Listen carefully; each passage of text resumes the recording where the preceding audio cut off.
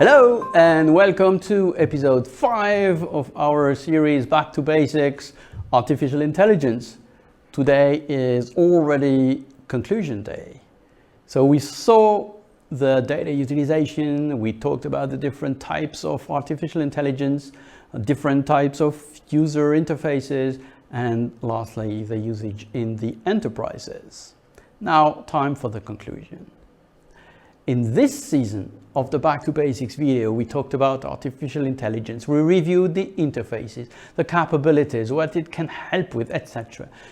And by the way, we asked artificial intelligence, GPT-3.5 Turbo, to give us the definitions of artificial intelligence and generative artificial intelligence.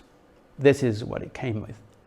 Artificial intelligence, the theory and development of computer systems able to perform tasks that normally require human intelligence, such as visual perception, speech recognition, decision making, and translation between languages. Gen AI is a type of AI that is capable of creating new, original content based on input data and patterns such as images, music, or text. It's clear that artificial intelligence and Gen AI are also starting to revolutionize the way business is done throughout the world. Every task that can be automated will be automated, from simple ones to more complex processes. Of course, human beings remain in the center of the decision process, since they make the final decision. But the way they work is changing and will change even drastically for some over the coming years. This is raising some interesting questions about the data that needs to be shared, their usage and the compliance, the security, the quality around the data. As SAP's CEO Christian Klein says, here at SAP, we firmly believe that generative AI will fundamentally change the way people and software work together, and we are excited about the opportunities this brings. This drawing is now known, and it's been used multiple times in this season of the Back to Basics video series. The question comes from the business user or from a machine in case of an event. It really is important to remember that data is key. The results provided by generated AI and AI are as good as the underlying data is good. This iceberg visualization, used previously in some episodes, helps also remember and understand the importance of data. It is also crucial to remember that large language models and generative AI cannot solve everything. They only use data in the quality made available to them. Finally, it's the use case that determines the choice of technology to be used, not the other way around. Data remains data. It's not technology per se. The SAP portfolio is depicted as follows, and I'm sure you have seen this diagram before, where we find the application solutions like ERP, Enterprise Resource Planning, Human Capital Management, SuccessFactors and Fieldglass, Spend Management and Spend Network, Ariba, Supply Chain Management and Customer Relationship Management.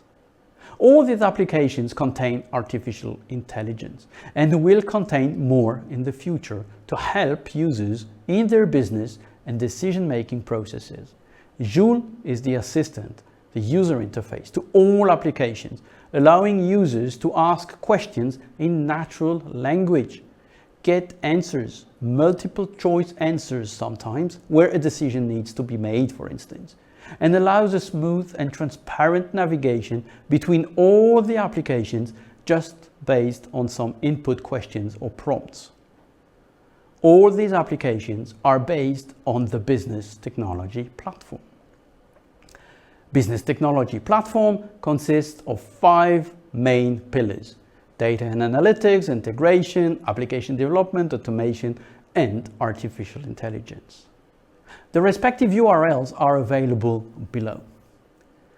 It's important to remember that SAP is talking about business AI, meaning AI used in business to ease the day-to-day processes, tasks, and business outcomes. SAP Business Technology Platform is the foundation containing the necessary services to benefit from the new technologies such as big data, statistical algorithms used in AI, as well as legacy technologies such as data storage, interfaces, connections. SAP Business Technology Platform allows companies transition to the cloud without disrupting their business while benefiting from the latest technological developments. Here are the most interesting SAP web pages for you to get information around these topics. The large boxes on the left are the 5 pillars I mentioned just a few seconds ago. The 5 boxes on the right will lead to SAP web pages, a little bit more technical though, helping figure out what can be relevant from the BTP catalogs. Take a look at the text below this video and click on the respective URLs. Every company has one operational application or multiple that resides on database where the data is stored. We've seen this before. We also find analytical applications based on data that is in what I call a data lake here, which is prepared for analytics. These applications help the company do their business. Next to this, we find innovation applications to do something that the competition doesn't do. We probably need more data. I call this data reservoir. And next to that, we will find IoT applications that use data coming through data flows.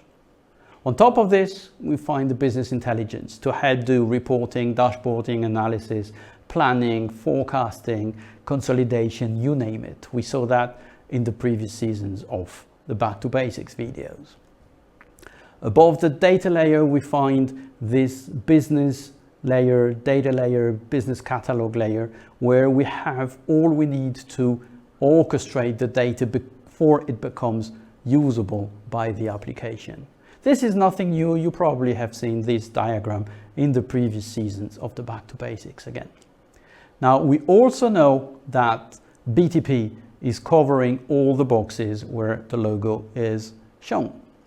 We now find the users following and interested in the top 2 layers, where IT is probably more interested in the bottom layers, dealing with the data, with the infrastructure, with the performance. Where can we now find artificial intelligence? In all these boxes. I mean, in business intelligence from SAP, in the operational application from SAP, in the analytical applications from SAP, obviously in BTP itself, so that you can do your innovation applications and your IoT applications with the help of artificial intelligence. So all this is crucial. Quality data will be managed by the underlying layer, where I say it is just the data. The previous seasons of the Back to Basics video series explained data management in season 1, data utilization in season 2, and sustainability in season 3, and of course throughout the series how SAP addresses these topics.